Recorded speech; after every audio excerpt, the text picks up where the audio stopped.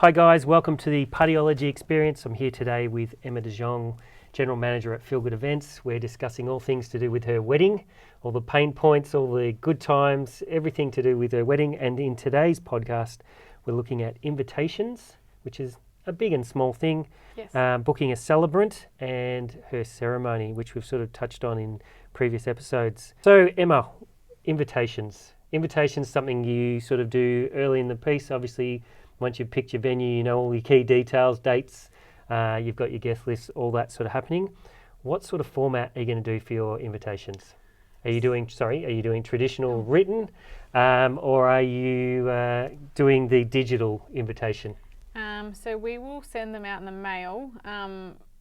I think that it's nice to get an actual invite in the mail and have it stuck to your fridge. Yep. That sounds weird, but I kind of like that. Yep. So we're going to have just sort of our names on the front, and then on the back just all the information that the guests, will need. So yeah, we'll do something that will go very well with our theme. So it'll be all themed in sort of what we want, and the font will be sort of used throughout all of our different types of like signs and stuff like that, just so it sort of flows. Yep. But yeah, we'll be doing that, and then we'll probably do RSVP cards. If we'd been up in the air about doing the website or sending them out. I know my grandparents will want to send one back, so I might send it to a couple of people that I think might want to. Yeah. But I think most of them will probably go on a website and sign up. So. Yeah. And so as far as getting your invitations printed and all that sort of stuff, did you shop around for suppliers for that, or did you know somebody? Or I know someone that does it, so fairly new into the industry. I love giving new businesses, a sort of spot to be creative and help them out to sort of get where they want to go with their business. So yeah, I've definitely found someone that I know and I trust, so I can change and sort of we go along the flow with the process together. So yeah, she'll be doing the invites for us and all of our other signage as well. Yeah, and how far in advance do you sort of intend to send out your invitations? This is a funny one. I didn't actually know like particular dates. Like I'm like, do you send it out? Like I don't want to send it out too early. I don't want to send it out too late. So like when's the where's the sweet spot here? Yeah. So I probably would send them out. So I don't know. I was thinking maybe September, October. Yep. And your marriage, your wedding. My wedding is in March. Yep. So that would give them maybe like I don't know not even 6 months, would it? It'd be 5 months beforehand. Yeah. So we were questioning about doing the save the dates as well. Like, do you do the save your dates or do you send your invitation out earlier? So it comes down to cost. It comes down to, do you want to sustainably send something else that you could probably just send the invite earlier? Yeah. So that's definitely something we haven't made a decision on, but it's something I'm definitely thinking about. Yeah. Sort of culling that sort of part. Yeah. It's not really worth it. I guess when, with invitations, when to send them out is, if you're having your wedding at a key time where there's maybe lots of other weddings on, so you're getting married in March, which is peak season in Melbourne for getting married, or if you're planning a New Year's Eve wedding, obviously people are going to have a lot of things on.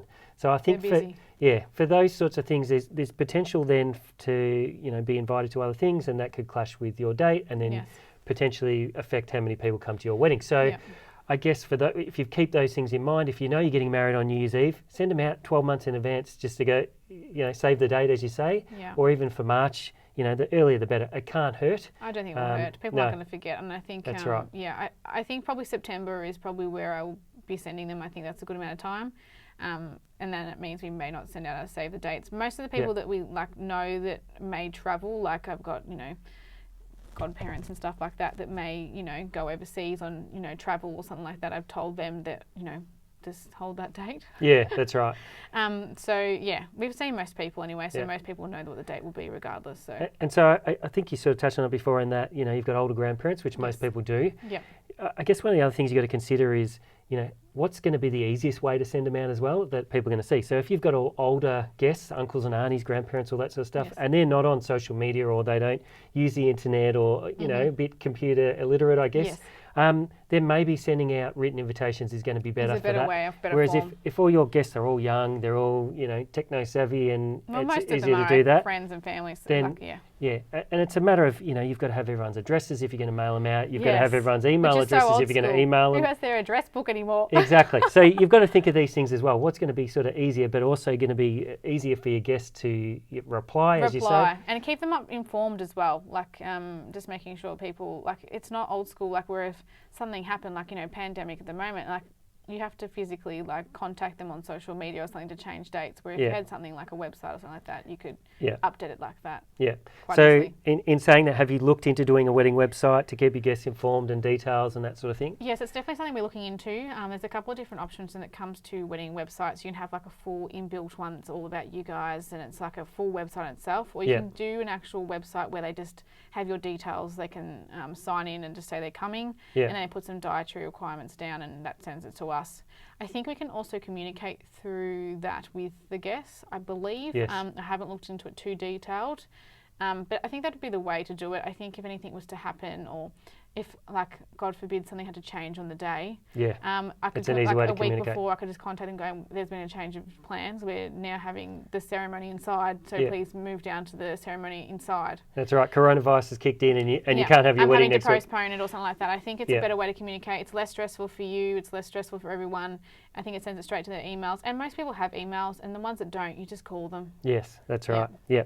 I think the wedding website, which if you haven't looked into these, I suggest you do. It's a new thing that's sort of come in the last few years, and it is a great way to keep in touch with your guests. It's also a great way to, if you want to, sort of keep your guests interested and excited about what's happening in your wedding. So you might put up little snippets of, a flower that you're potentially going to use in your floral bouquets, or some decor, just little snapshots. You don't want to give away all your, you want it to be surprised on the day, but just it keeps people's interest and keeps them excited, keeps them, front of mind, I guess, that your wedding's coming up, and don't forget about it, Yeah, and then do like reminders, get excited, it's 2 weeks away today, or whatever it is. Yeah. And people have been doing wedding websites where it's like all detailed and designed that goes with their wedding. So it's like it's a full flow-on effect. That everything just runs and looks smooth, and it's all looks the same. So it's definitely a good option. Yeah, and I've noticed on some of them they've got, how they met, how the couple met, and it's quite cute. Yeah, and lots of photos of when they were young together and all these sorts of things. So it is really, it tells the story better of your relationship and where you're going for your marriage. Might as well. If you're doing a whole website, make it all about you. Yeah, and these, for those people that aren't techno-savvy, a lot of these are just a template. You put in the information and load the photos. Load the photos. If you can do social media, you can do these sort of websites. It's so easy. They're very low cost. They're not a lot. And it's also good to look back on that and, to remember your wedding and you might use it for your baby showers. Well, you might. And also to another bonus from having a wedding website, not that we sell wedding websites, so we're not trying to plug anything here, but you can then upload all your photos to the wedding website after the event. That's a good idea. So then everybody can log in and see you naked on the beach in Hawaii or whatever it might be. You're going to Hawaii? Yep, if you're allowed to leave the country or your house, maybe. But yeah, it's a great way to put snapshots of all the, grandma dancing on the table and Uncle Bob, passed down on the floor. All these funny things that are hopefully going to happen at your wedding. Personal thank yous even. I wonder if you could send thank yous after the wedding and do them in an email or something like that. Or something. So, great thing to look into for those sorts of things. Very sustainable. I like it. So let's talk Celebrants. Let's talk it. Celebrants is usually, again, one of the very first things. What's the first things you do now? Because they're so in demand. Yeah. So there is a lot of Celebrants around, but the good ones tend to book out pretty quickly, really quickly. Emma would tell you. It was like venue and then Celebrants straight after. It was like I needed to get onto it really quickly. I was going to lose a date. So how many Celebrants did you contact? I contacted 6 and 4 of them were booked already, and then 2 were not. And it was actually good because the one that I actually was more interested in booking was actually available, and it was like a sign of relief. And I thought once I had the sign of relief, I'm like, she's the one, because I wouldn't be, having this feeling going, I'm so happy she's actually available. So I picked Shannon. So I've been following Shannon for years. I just love her style. She's really easygoing. She was exactly what we wanted. To make it easier, we actually ended up doing a FaceTime just so BJ could meet her, because I already knew Shannon. So we just discussed, and she just put our minds at ease that she would be there on the day in the ceremony, getting BJ organised, making sure they were standing properly, because God forbid that BJ gets there and there's no one to give him any direction. Yeah, that's right. The grooms are all scared and, worried and going, oh my goodness. So just have someone there on the day to relax him, make sure the guests are all know what's going on, and just to relax me as well when I arrive. It's a hugely, a very important part, because it is. It's the start of the day and you really want to start on a really good foot, and it's quite stress-free. Yes. Really, that's the main thing. Yeah, and you want to be comfortable with this person Of course. on the biggest day of your life. You want to get along and have a chat with them, and like we were laughing and like, you know, being like, it's like you've known each other for years. Yeah. So it was a nice feeling, and I think once you have that, it's like, oh yeah. Yeah. See, when I got married back in the day, when the horse and cart was still like around, I kept getting told off by my wife because my celebrant, she had this sort of unique laugh and it was quite loud, and I just loved making her laugh so that it upset her. So it upset my wife, you know, no end because I kept making her laugh, but it made it very memorable. So I would have. You know, these are the things. Well, you remember her now. Yeah, exactly right. Yeah. Hopefully she's still alive. It was so long ago when you got married. That's right, exactly. Back in the 1920s. Yeah, exactly right. Okay, so when you were looking at celebrants, yes. Did you have any preferences? You know, did you want a male or did you want a female? Did they have to be, you know, did you want somebody younger, older? Like, did that come into effect, or was it more you just wanted to connect with that person? Not really, to be honest. I didn't really mind if it was a male or a female. I don't know why, but maybe I was sort of leaning more towards a female. I don't know, just as a female myself, nothing against males, of course, but I just, sometimes it's just a female connection that sometimes just gets you. Yeah. So I think I had more female in my head without even really thinking too much into it. So no real idea on age or anything like that. I guess you gravitate to people that are sort of around your sort of age or sort of the same way as you are. So you do it without even thinking, I think. Yeah. I didn't go, I want a male and I want him to be in his 50s or something like that. I had no expectations about that sort of thing. Yeah. So you obviously, as you said, you know, contacted a few, or 6 celebrants. Yeah, it was just a fair few. Yeah. So in doing that, yes. How far in advance would you give people advice to book a celebrant? At least 12 months. I think, like, you know, if I was doing it 12 months before and I was still getting people push back saying they were already booked, like I thought, maybe I should have booked. Like if I had had like my celebrant not be available, then I would have been panicking going, I probably should have booked like, you know, 18 months maybe before. But some people don't have that luxury. But I think at least 12 months, I think celebrants are becoming quite hard to come by, the good ones at least, and they book very quickly. And once they're good, they're booking every day. During that, especially in March. You know, I'm booking at a peak. If I was booking in the middle of the year, maybe a lot more available, but during that time it was hard. So are you planning on having practice runs for the ceremony or anything like that? No. No. Okay. So I don't think that it's really needed too much these days. I think we'll probably go through it with her over the phone and probably meet up with her a couple of weeks prior, and she'll go through the whole format of how things go. Yeah. But because we're not doing very, very formal, like we'll basically I'll just walk down the aisle and then we'll just go into it.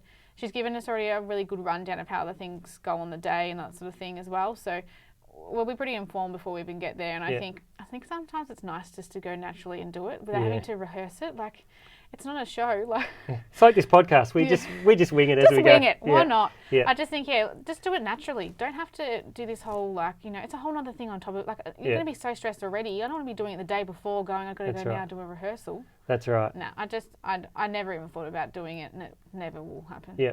And this might seem like a superficial thing, but it's really important when you've picked your celebrant, male or female, doesn't matter. Yeah. Find out, especially if they're female, find out what they're going to wear, because sometimes what they wear can clash with your bridesmaids or your dress if you're not going white. So, and also too, they're going to be in all your photos for your ceremony, most likely, or in videos and all that sort of stuff. So you want to make sure that they're going to fit in with what you're doing. I never even thought of that. There's no point in them, not that they would, come in a pink suit. And they might. You know, and that doesn't tie in with your style or ceremony or what you wanted. So it's only a small thing, but it's not something to necessarily worry about, but I think it's important to ask the question. There's more details to ask. I think she'll probably ask me closer to the day sort of what tones I'm going with maybe.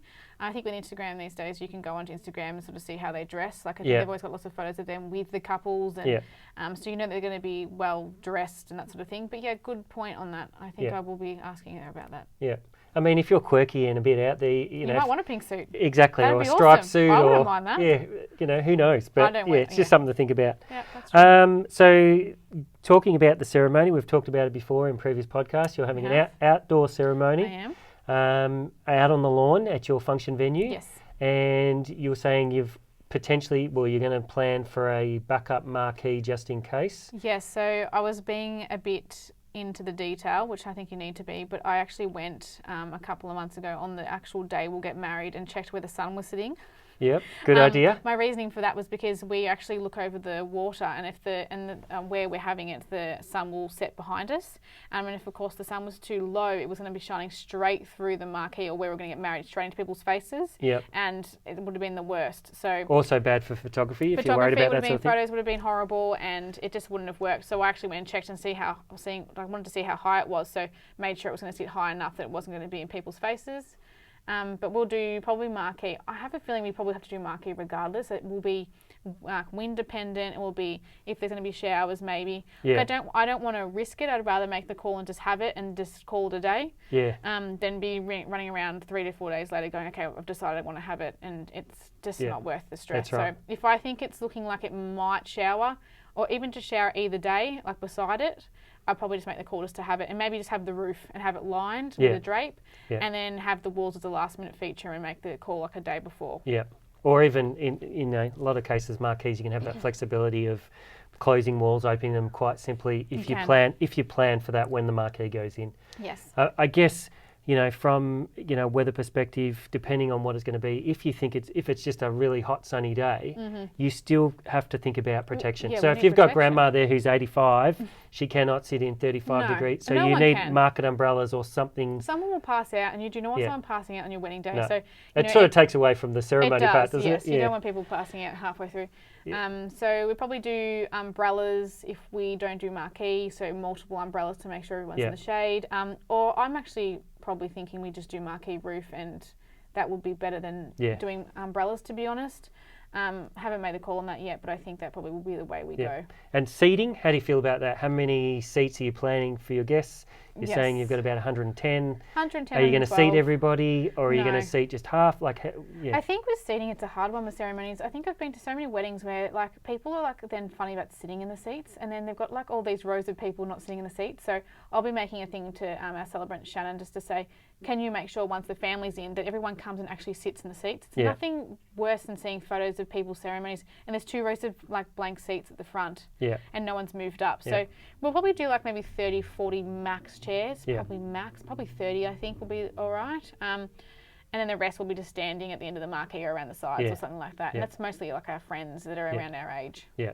And I guess, regarding to seating, you have to look at the demographic of your guests. Yes. If you've got a lot of older guests, then you probably need to allow for more seating. Of course. Most ceremonies will go for 20 minutes, half an hour. Half an hour. Which is fine if you're a young fit person, they can stand up for half an hour, even if it is in a bit of sun or whatever. Yeah. But if you've got older guests, grandma, uncles, aunties, they need to sit. You need to allow for that. So it's really important to look at who you're inviting and I guess their health as well, and allow for seating around that. So so we'll probably make the call if we need to the week before if we need to have more seats. But I think 30 or 40 is probably a really good amount. Yeah. Any more than that, it's starting to you're sitting half of people and then sort of Yeah. And so you're then planning to have food and drink afterwards at the ceremony, or? No, so we'll do ceremony for half an hour, max, hopefully, 25 half an hour, and then a half an hour after that we'll actually have a bar up on the lawn, so people as soon as the ceremony's done will be able to go grab a drink for half an hour, and then they'll move straight down into the reception room. So they don't really have a huge gap between the ceremony and the reception. Yeah, fair enough. Which is what we wanted, so. Yep. Okay, well that sort of covers the invitations and celebrants and your ceremony. So thanks, Emma, again for speaking with us. And thanks for listening, and stay tuned, and we'll have some more more wedding tips, I should say, in the coming weeks. Thanks for listening. Thank you.